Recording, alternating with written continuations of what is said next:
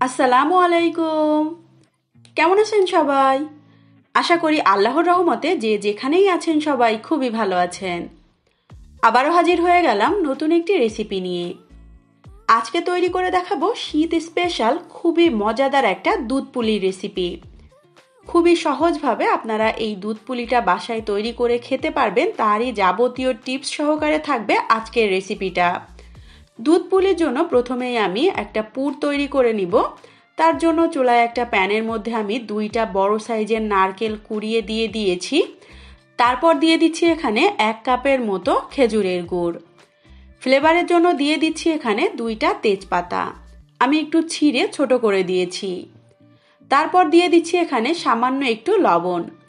তারপর চুলার জালটাকে অন করে দিয়ে অনবরত কিছুক্ষণ নাড়তে চাড়তে হবে।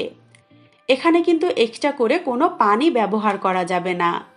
কিছুক্ষণের মধ্যে দেখবেন গুড়টা গলে কিন্তু অনেকটাই পানি পানি হয়ে যাবে। সেটাকেই শুকিয়ে নিলেই কিন্তু নারকেলের পুরটা একেবারেই রেডি হয়ে যাবে। আপনারা চাইলে এই পুরটাতে কিন্তু গুড়ের পরিবর্তে চিনিও ব্যবহার করতে পারেন। ফ্লেভারের জন্য দিয়ে দিচ্ছি সামান্য একটু এলাচের গুঁড়া। চাইলে কিন্তু এখানে গুঁড়া দুধটাও ব্যবহার করা যাবে। আবার অনবরত কিছুক্ষণ নেড়ে চেড়ে যখন দেখবেন নারকেলের মিশ্রণটা একটু আঠালো হয়ে গিয়েছে, অর্থাৎ এর মধ্যে কোনো পানি নেই, তখনই চুলা থেকে নামিয়ে পুরটাকে ঠান্ডা করে এক সাইডে রেখে দিতে হবে। এখন পিঠার জন্য আমি একটা কাই তৈরি করব। তার জন্য চুলায় আবারও একটা প্যানের মধ্যে দিয়ে দিচ্ছি এখানে 3 কাপ পরিমাণ পানি। তারপর দিয়ে দিচ্ছি এখানে হাফ টেবিল চামচ পরিমাণ লবণ। এখন এই লবণটা পানির মধ্যে খুব ভালোভাবে মিশিয়ে দিয়ে জাস্ট পানির মধ্যে বলক আসা পর্যন্ত অপেক্ষা করতে হবে। যখন এই পানির মধ্যে বলক চলে আসবে সেই পর্যায়ে এখানে আমি দিয়ে দিচ্ছি 3 কাপ পরিমাণ চাউলের গুঁড়া। অবশ্যই এই পিঠাটা তৈরি করতে কিন্তু চাউলের গুঁড়াটাই ব্যবহার করবেন, এতে করে খেতে যেমন ভালো লাগবে তেমনি ট্র্যাডিশনাল একটা ফ্লেভারও পাওয়া যাবে। খুব ভালোভাবে পানির সঙ্গে নেড়ে চেড়ে মিশিয়ে এখন জালটা একেবারে লো ফ্লেমে আমি 5 মিনিটের মতো ঢেকে রেখে দিব। চেষ্টা করবেন কাইটাকে একটু নরম করে তৈরি করার, এতে করে পিঠা বানাতে সুবিধা হবে। ঠিক 5 মিনিট পর এখন চুলাটা অফ করে দিয়ে আবারও খুব ভালোভাবে একটু নেড়েচেড়ে মিশিয়ে দিচ্ছি। দেখতেই পাচ্ছেন এই পর্যায়ে চাউলের গুঁড়াটা কিন্তু খুব ভালোভাবে সেদ্ধ হয়ে গিয়েছে। এখন চুলা থেকে নামিয়ে সম্পূর্ণ কাইটাকে কিছুক্ষণের জন্য একটু মথে নিতে হবে। তারপর ফাইনালি পিঠাটা তৈরি করার জন্য আমি এখানে একটা পিঁড়ির মধ্যে সামান্য একটু আটা নিয়েছি। তারপরে মথে নেওয়া কাই থেকে অল্প অল্প করে নিয়ে বেশ বড় সাইজের একটা রুটি বানিয়ে নিয়েছি। তারপর রুটিটাকে একটা স্টিলের গ্লাসের সাহায্যে ছোট ছোট করে এভাবে কেটে নিচ্ছি। এতে করে পিঠাগুলো কিন্তু একই মাপের হবে। আপনারা চাইলে ছোট ছোট করে রুটি বেলেও কিন্তু এভাবে পিঠাটা তৈরি করতে পারেন। তারপর এই ছোট ছোট রুটির মাঝ বরাবর নারকেলের পুর ঢুকিয়ে খুব ভালোভাবে এই পিঠাটাকে সিল করে দিতে হবে। আপনারা যারা ডিজাইন করতে পারেন না তারা কিন্তু এভাবে জাস্ট সিল করে এই পিঠাটা রান্না করে নিতে পারেন। তবে যারা একটু ডিজাইন করতে পারেন তারা কিন্তু হালকা হাতে একটু ডিজাইন করে দিবেন, এতে করে দেখতে একটু ভালো লাগবে। আমি কিছু পিঠা এভাবে করে তৈরি করব, আর শেষের দিকের কিছু পিঠাগুলোকে আমি হালকা হাতে একটু ডিজাইন করে নিব। এতে করে সমস্ত পিঠাগুলোই দেখতে ভালো লাগবে। আর এই অবশিষ্ট অংশ দিয়ে কিন্তু পরবর্তীতে আবারও আমি পিঠা তৈরি করে নিব। এখন এই পিঠাগুলোকে রান্না করতে হবে। তার জন্য চুলায় আগে থেকে আমি 1 লিটার পরিমাণ দুধ জাল করতে বসিয়ে দিয়েছি। দুধটা কিন্তু এই পর্যায়ে খুব ভালোভাবে গরম হয়ে গিয়েছে। এখন এর মধ্যে আমি প্রথমেই দিয়ে দিচ্ছি সামান্য একটু লবণ। তারপর দিয়ে দিচ্ছি একটা তেজপাতা। তেজপাতাটাকে একটু ছিঁড়ে দিয়েছি, এতে করে ফ্লেভারটা ভালোভাবে বের হবে।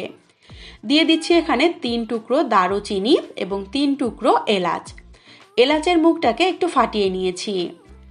তারপর এখানে দিয়ে দিচ্ছি হাফ কাপের মতো চিনি, কারণ পরবর্তীতে আমি কিন্তু এখানে আবার গুড় ব্যবহার করব। যখন দুধের মধ্যে খুব ভালোভাবে বলক চলে আসবে সেই পর্যায়ে এখানে আমি সবগুলো পিঠা একে একে অ্যাড করে দিব। যেহেতু কাইটাকে আগে থেকে সেদ্ধ করে নিয়ে পিঠাটা তৈরি করেছি, সেজন্য কিন্তু দুধের মধ্যে দিয়ে খুব বেশিক্ষণ রান্না করতে হবে না। যখন হালকা একটু পিঠাটা শক্ত হয়ে যাবে সেই পর্যায়ে এভাবে নেড়ে চেড়ে দিতে হবে। এভাবে নেড়ে চেড়ে পিঠাটাকে জাস্ট 5 থেকে 6 মিনিটের মতো রান্না করলেই কিন্তু হয়ে যাবে। আমি এখানে চুলাটা অফ করে দিয়ে এই পর্যায়ে দিয়ে দিচ্ছি এখানে 1 কাপের মতো গুড়। অবশ্যই চুলাটা অফ করে দিয়ে এই পর্যায়ে গুড়টা অ্যাড করবেন, এতে করে দুধটা কিন্তু কেটে যাওয়ার আর কোনো সম্ভাবনা থাকে না। দুধটা অ্যাড করে আবারও আমি চুলাটা অন করে আবারও কিছুক্ষণ একটু ফুটিয়ে নিচ্ছি। দুধের টেস্টটা আরও একটু বাড়ানোর জন্য এখানে আমি হাফ কাপ পরিমাণ গুঁড়া দুধ সামান্য একটু পানিতে মিশিয়ে এর মধ্যে দিয়ে দিচ্ছি। এতে করে দুধের টেস্টটা কিন্তু দ্বিগুণ হয়ে যাবে।